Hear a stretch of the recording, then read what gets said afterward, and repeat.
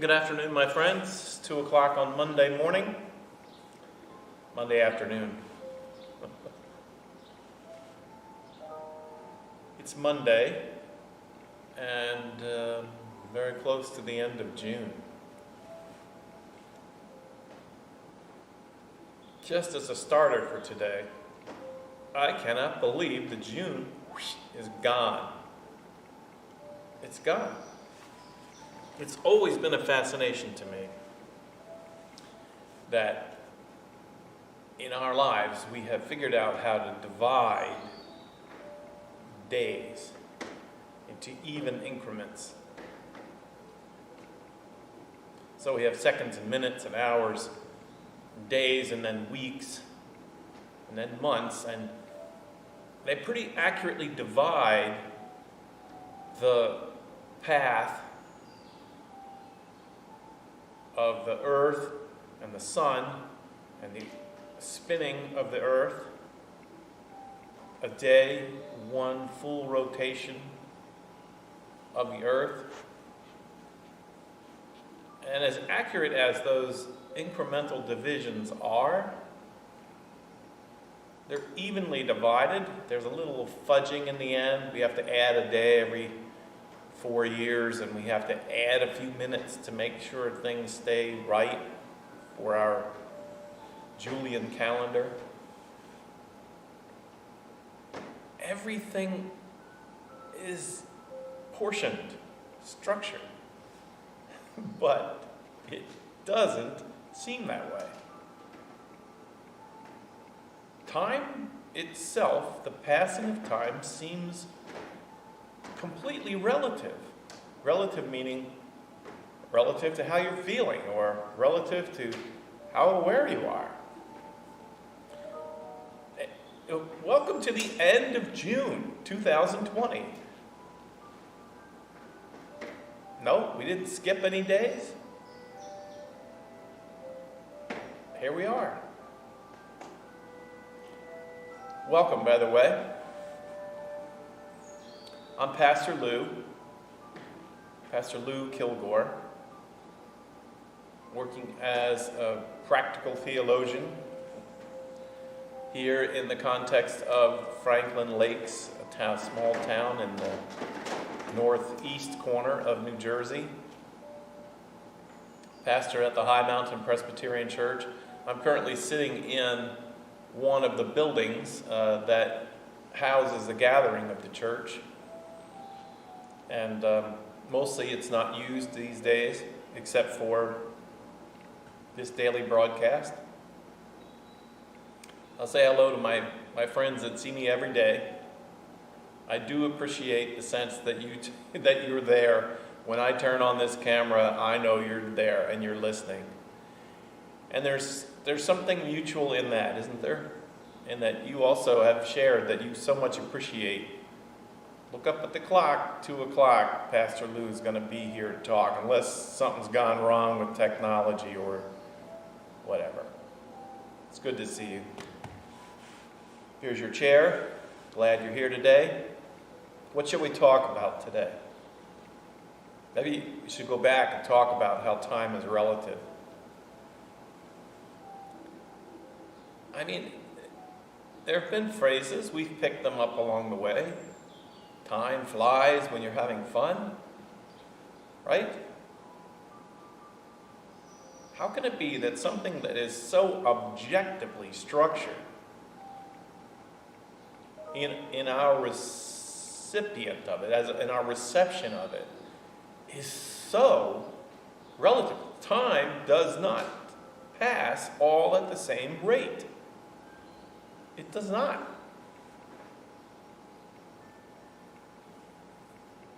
One of the, on Sundays at 10:30, we live stream a broadcast. We have a little television studio here, if you will, an online studio, and we have gotten okay. My wife Laura has become quite good at the fading in, the fading out, what comes next. And just we're starting to relax into some of the things really working, sound working, and yesterday, right in the middle of the worship service, everything went dark. A video that was supposed to play, wouldn't come up. And what was left was a black screen just sitting right there. So I'm usually the one that's supposed to understand the background behind how it works, and then she's the one that understands the production formation of it. So I came running across, and that period of time, that period when there was just a dark screen, and some panic, there's a lot of pressure. We want to go well. Neither one of us are technology majors, or we're doing things that are way beyond our capabilities. And there it was, this black screen staring at us. And it took some thinking, it took some recovery, the pressure, the tension of, oh my goodness, there's people watching or not, or whatever. Eventually, we got a workaround fixed up and clicked, and the video came on that was supposed to come on. And when I was reviewing it later that day, I realized that the time period, the entire time that dark screen was staring back at me, was 45 seconds.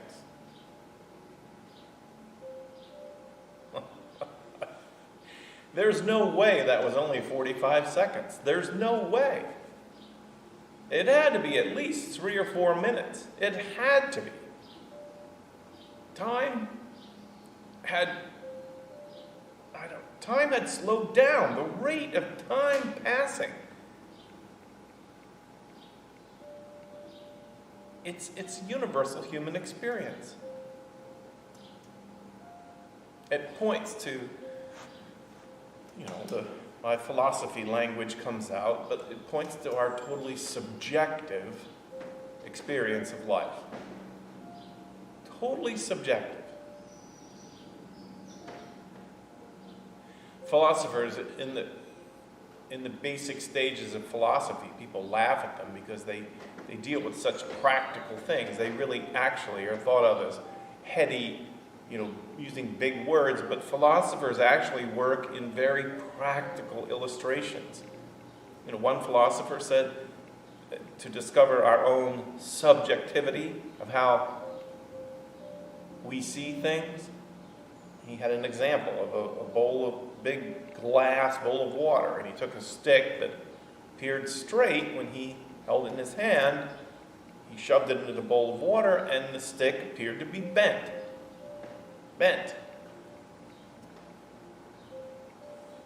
And he asked, is it a straight stick or a bent stick? Does the water bend it, or just appear to bend it? No. You don't have a love of the theoretical or any of that. Start to say, why bother with that? What I bother with it in terms of time, especially, we see life subjectively. We see it as we experience it. And, at one point Jesus said to his disciples, I want you to go. I'm sending you out into the world as sheep among wolves. You are like sheep.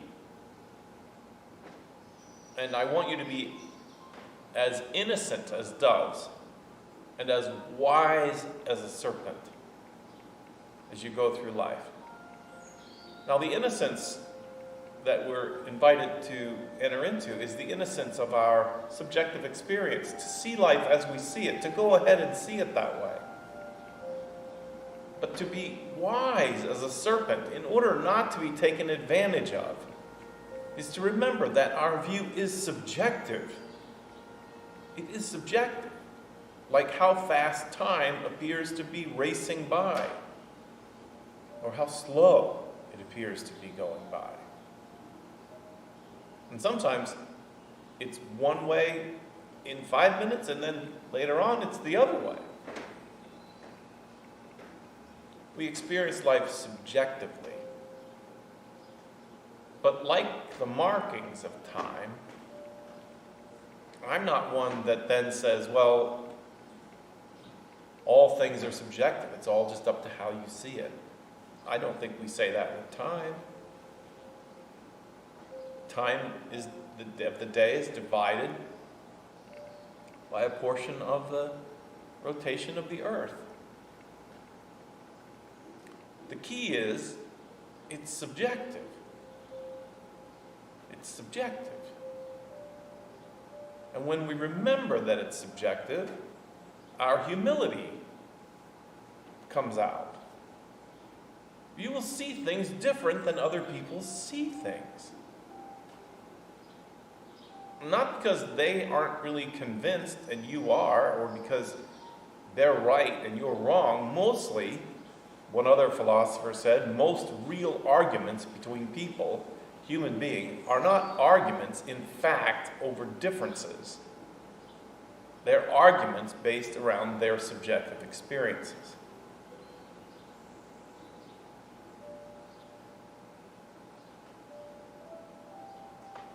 Two people live on either side of a mountain. One person describes the mountain and says, this is the mountain. It's full of trees and pine trees and full of wild animals, and it's a beautiful mountain. And the person that lives on the other side of the mountain says it's a bare rock. It's devoid of any growth. It's eroding, and it's beautiful, but it's rock. It's that language gives us that everyone sees life totally through their own subjective experience. I don't think truth is relative. I don't. But the battle for it is going on. It's raging right now, not just in American culture, but in the world culture. I tell people all the time that I'm a scientist. I am a scientist. My field in theology depends upon the science of reading archaeological books, radiocarbon dating of things, to be able to understand history and past. It's very important in biblical interpretation to get a sense of the real history of a time. And history is a science. It has an art to it, but it has instruments of science. I like science. I like the scientific method. It says that one of the reliable things in our human lives is reproducibility of experiences. Forceful presentation doesn't make it true. Long time held ideas don't make them true. What makes them true is, can the idea hold up to investigation? Will it hold up to the witness of others? What am I talking about today? I'm talking about racism, systemic racism as they're talking about it today. I'm talking about the virus, this COVID-19 virus. I'm talking about that in terms of this whole thing of what do you see as the truth? What do you believe is the truth? I'm also talking about trying to come to an agreement about how we protect ourselves from this virus. I'm talking about poor. Who is poor? Who is poor? What is poverty?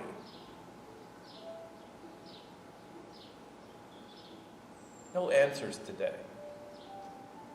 It's Monday. We have all week. But a willingness to own that it's really subjective, this human experience. our individual experience. And as a result, we need the other. We need the other. We need each other. We need to be able to hear how it feels and seems to other people. It's a subjective experience, too, in terms of nature. We are a part of a very complex, interrelated system, a delicate balance.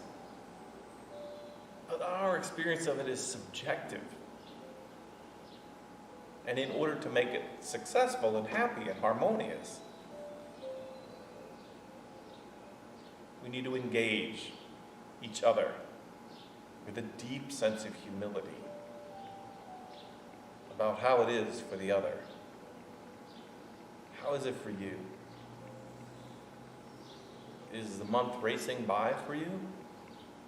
Or has it dragged on and on and on, seeming never to end? How is this morning? Was it a beautiful day in your awareness of it? Was there a challenge to that awareness? Just as time is altered in our experience of it, so the rest of our experiences are altered as it moves in through our receptors.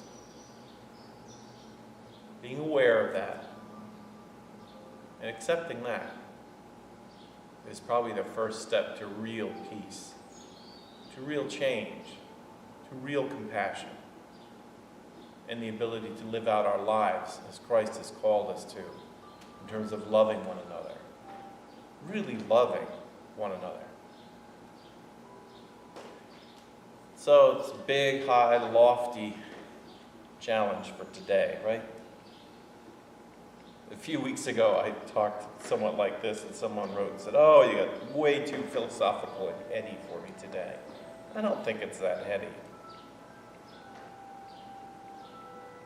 I wish for you today, from now, a day that is just passing long enough, that passes by fast enough for you to be able to absorb what's happening in your life around you. And if you have pain today, if you're experiencing grief and loss, if this feels like a terrible day, I could wish more than anything else just for this day to pass. Just let it go. And hope it will pass quickly.